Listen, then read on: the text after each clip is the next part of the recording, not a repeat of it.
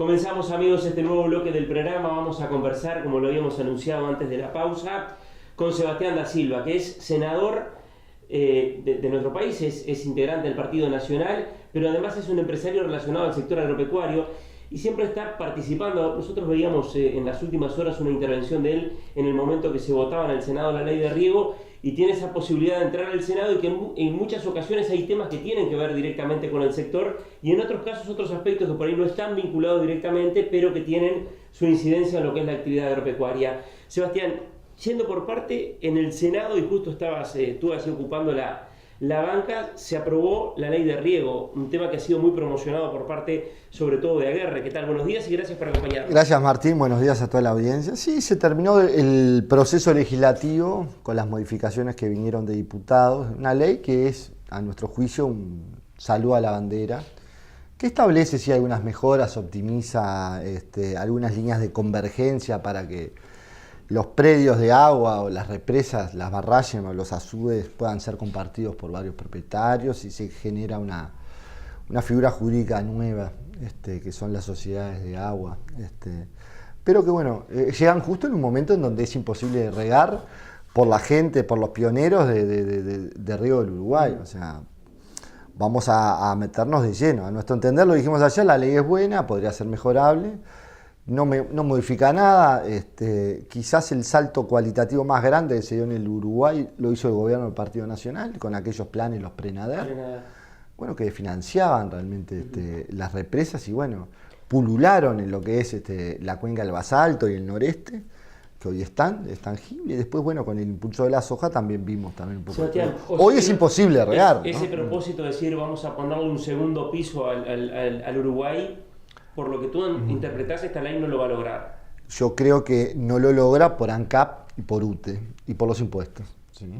Es un objetivo a mediano plazo que el Uruguay tenga una competitividad mayor, o poder fomentar lo que son las gramíneas de verano, asegurarlas con riego. Todos sabemos que en la floración abrís la canilla, le das agua a los maíces, y los maíces te van a ser rentables en un país en donde las lluvias no son necesariamente tan ciertas, y los perfiles de suelo, bueno, hay veces no tienen tanta retención.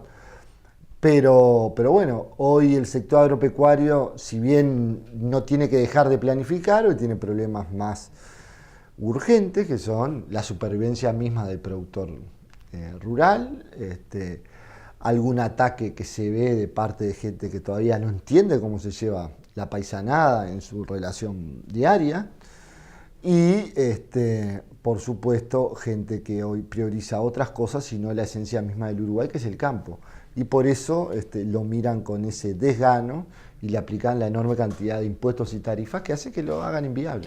Sebastián, desde el punto de vista comercial, un elemento muy importante para Uruguay es mejorar el acceso para poder vender mejor sus productos. Hoy, en el caso de la carne, por ejemplo, Uruguay, datos de Uruguay 21, el año pasado pagó $200 millones por concepto de aranceles. Sanitariamente tenemos más de 100 mercados. Se va a sumar seguramente Japón, que es un mercado muy exigente en poco tiempo.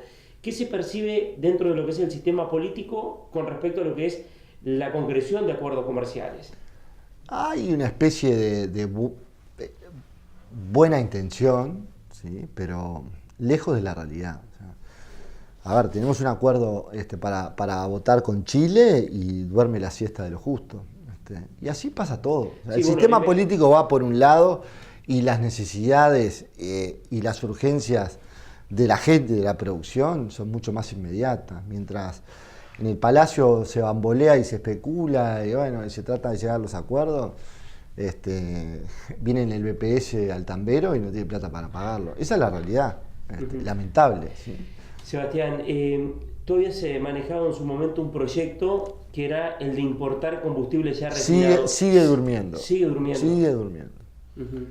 Porque hay otras leyes que están atendiéndose, que bueno, hasta que la comisión no termine de deliberar, bueno, eso sigue. Y uno medio que se siente ya desanimado, porque es como una lógica que conspira contra el sistema. A ver, estamos con un gobierno que está dormido, que tiene mayorías propias como para hacer lo que el gobierno quisiera.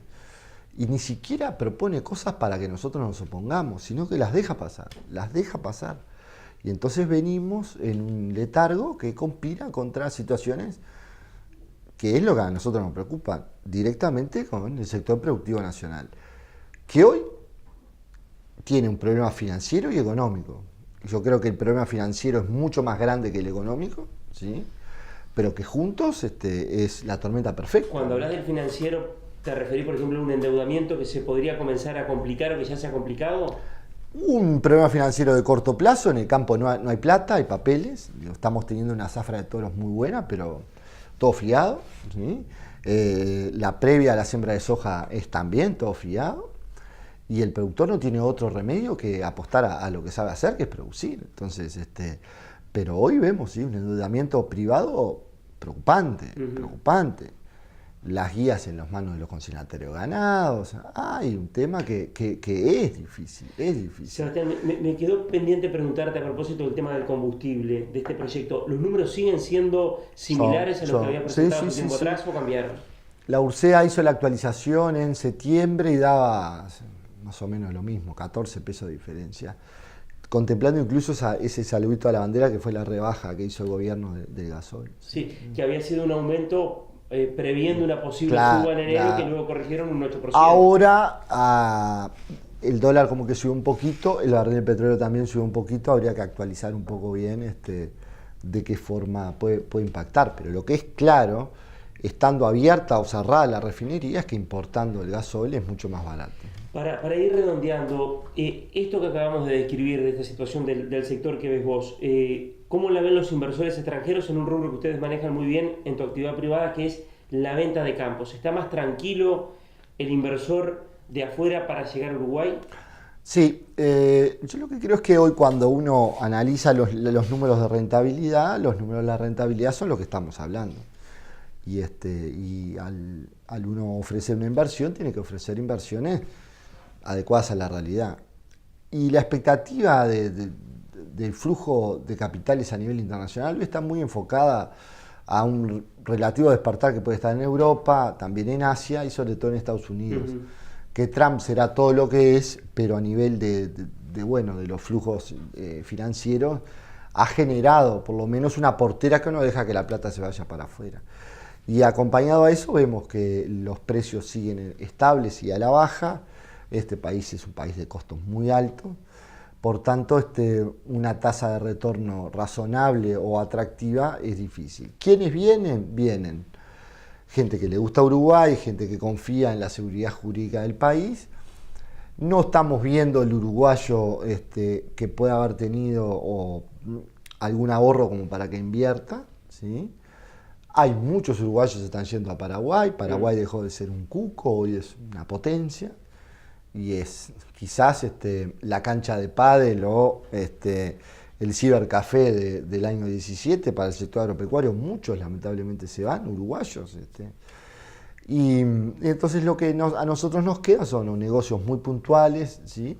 O gente que realmente se adecua a lo que son los valores y hace que el precio de entrada de ese inversor le pueda llegar a un rendimiento del 2%.